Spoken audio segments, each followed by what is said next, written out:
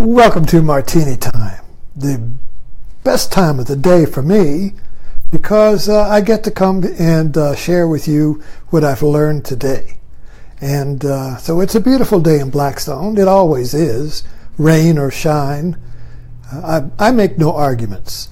And this is the center of the world, and you too are in the center of the world. So, the title of this talk is Make No Arguments. I started off yesterday I was exhausted and kind of frustrated with Facebook. And so today I started off the day with one of those little color posters, you know, where you kind of like put a tweet on there with a background. And I said something like rule number one or something what's his name, the Bill Maher, you know, make no arguments. And yesterday I was kind of frustrated and exhausted because I spent the whole day, I will post observations about something in the news, and all my right-wing friends will come running to it like honey on a turd. I don't know what the expression is, and the whole whatever I was trying to present as understanding begins to descend into a stoning, and I would get in the middle of it and fend off the rocks and try to come back to the topic and restore sanity, but it keeps going further and further into the snake pit. And so at the end of the day, I was just kind of, what's the point? And I realized, so I made this statement this morning, I will make no more arguments. So I'll continue to post my observations, but I won't argue. And I thought, well, I don't argue. I mean, I don't argue people's their opinions and say, you're wrong, and then I say, I'm right and you're wrong. I don't do that. But I will point out inconsistencies in the logic. And then I realized, well, wait a minute, So I'm really just still trying to convert them. I still have, even though I take the high road and say, oh, well, I'm just pointing out the inconsistencies in your logic, I'm still arguing with them. And they know that. And so they come back with another rock, you see. And I say, why did you hit me? I'm just trying to point out the logical inconsistency in your argument. Bong. So yesterday, I realized I hit that rock bottom thing. What do I want to quit Facebook? Well, no. For me, that's like quitting life. What am I going to do here? Sit and watch soap operas all day? No. So anyway, I started off the morning. I was refreshed. It's like and that's what happens. Like I meditate in the morning and I reboot. And I come down during the day and whatever I was feeling yesterday is suddenly rebooted and I have a new way of looking at it. So I said, no more arguments. And I had a great day on Facebook. I still made a few posts and everything that were what you would call red meat to the dog pound, and this was funny too. See, I posted this, and I have to be careful because I'm an ironic person, and I use metaphors, and people don't understand it. So there was a YouTube about the Parkland students who were fresh after the killing, and they were in this stages of grief, and they were making this video with tears coming down about their grief and their anger and all of that. And it was very moving. And so I posted this, I shared it, and I said, pretty good acting for political puppets, isn't it? Now that's an ironic statement, because there's a lot of right-wing criticism of the students, because they're just paid political puppets. It's all deep state. It's George Soros or Clinton's, Hillary's paid them. It's all act. It's all make believe. They're all hired actors. Fake. So that was an ironic statement. But then people that usually agree with me say, that's a horrible thing to say. Ed, why are you saying that? And I thought, then I had a friend of mine who pointed out my error, you see. So I went up there and I realized what had happened, because I thought, well, that's weird. All these good liberals think that this is a horrible statement. So I went back up and put in parentheses, irony. I don't know if that helps, but I need to put irony. When I make an ironic statement, I have to label it irony, folks. Or if I say a metaphor, I have to say metaphor, And so right after that, a right-wing fence said, yeah, I agree with that. They're all paid actors. So, win-win. Or lose-lose. Anyway, I thought it was funny. But the point of the talk, don't argue. Don't make arguments. Not only on Facebook. So I didn't make any arguments on Facebook. So when this friend of mine said, what are you, setting yourself up? He gave me a choice, and I said, I'm both, In other words, I forgot what he said, but I agreed with him. And then I went up and saw what he was talking about. If I hadn't agreed with him, I said, what do you mean? I might not have seen what he was talking about, what he was pointing to. So the vow today was don't make arguments.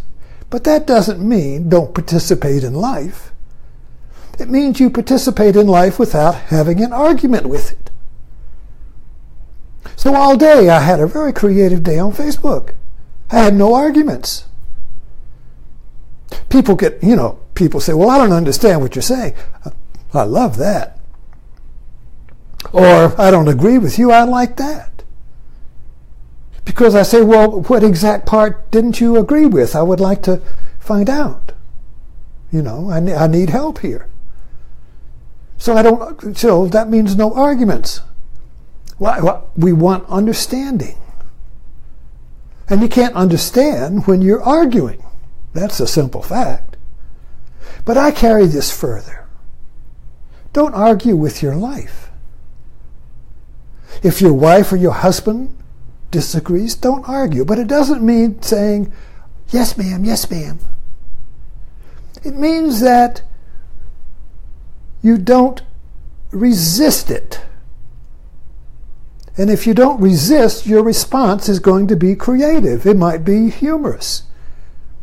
You might willingly do what is suggested of you. Or you don't. But it's done in a humorous way. You see. So there's a way. So this, don't argue with life. This is, and I keep bringing this up because I'm a Martini priest. This is what this is all about. So he doesn't have any argument with the cross. Now the cross is life. Life is a crucifixion. Life is this. You see the thorns? Don't argue with the thorns and you get the rose. You see what I mean? Life is thorns first, rose second. But we never get to the rose. We just get caught in the briar bush. In the brambles. Oh, and there we go. Bruh rabbit. He gets stuck in the tar baby of the crucifixion. He gets stuck in life. And he says, do anything to the bear and brother fox who caught him on the tar baby. Rope me, eat me, do anything you want, but don't throw me in the briar patch. And they said, whoa, he doesn't want to go to the briar patch. Well, that's the torture we'll give him. And so they threw him in the briar patch. And the briars hooked the tar, and he was able to escape. So he willingly participated in the thorns of life, you see. I'm twisting that, of course, but I just thought of that. The point is, the joyous participation in life means not arguing with it. There's a Zen story that I've just thought of, and that is there's this Zen master, or abbot, you see. He was respected in the community. And a horse escaped and ran into his yard. And the townspeople said, oh, you're so fortunate, you got a free horse. And he said, so. No argument. And so then his son tried to ride the horse and fell off and broke his leg. And the town, oh, how misfortunate, oh, how terrible. And he said, so. And then the army came because there was a war, and they were drafting all the young men, and his son couldn't go because he had a broken leg. And everybody said, oh, how fortunate you are, he didn't go to war. And he said, so. He had no arguments. He had no argument with life. And when you have no argument with life, there's no thorns in it. It's the argument that creates the thorns. So you go right to the rose. You go right to the resurrection if you agree with the thorns. If you accept the thorns. If you accept the irritations. If you accept the anger. If you don't argue with it. I'm angry. Well, I don't argue with myself then. If I argue, then I'm saying I shouldn't be angry because I'm such a good yogi or whatever, Christian. Now I'm arguing with myself. I feel anger, but I shouldn't be angry. Or, oh my God, I'm angry and I shouldn't be. That's argument. Argument creates a wound. You know, when Jesus is hanging on the cross, he's got a wound in his side. That's a symbol for the wound that won't heal in the human consciousness. The consciousness that argues with life is a wound that won't heal. So how do you heal the wound? Don't argue. It's so simple. And if we really meditate on this, we'll find that we argue with everything. The rest, let's look at people, the food's too cold. It's too hot. The other day I talked about choose the onion rings. I ordered French fries. The woman the waitress brings onion rings. I didn't argue. I said, fine, I'll accept, onion rings are fine. She, I'll take them back. No, I accept onion rings. I have no argument. Had a great meal. They were the best onion rings I ever had. So you see what I mean? And this doesn't mean that you have to just become a milquetoast doormat and let people walk on you. It doesn't mean that at all. You miss the point if you think that's what I'm saying. And it's very difficult to understand what I'm saying because you have to practice it or try it to see if it's got any truth in it. Just my saying it doesn't mean a toot. You have to actually try it. And do it in something simple. Don't wait for the house to burn down and say, oh, I have no argument. No. Wait till you step in the dog poop in your bare foot and have no argument with that. You see? Just the simple things. That's where the practice is. You break a glass. Do you have an argument with that? I mean, you say, oh, I shouldn't have. I'm so stupid. I'm clumsy. Guilt is negativity is having an argument. If you have any negativity in your mind, you're having an argument. You're having an argument with yourself or with life. Either way, it's an argument. Argument with life is an argument with the neighbor, or with conditions. I lost my job. Oh my God.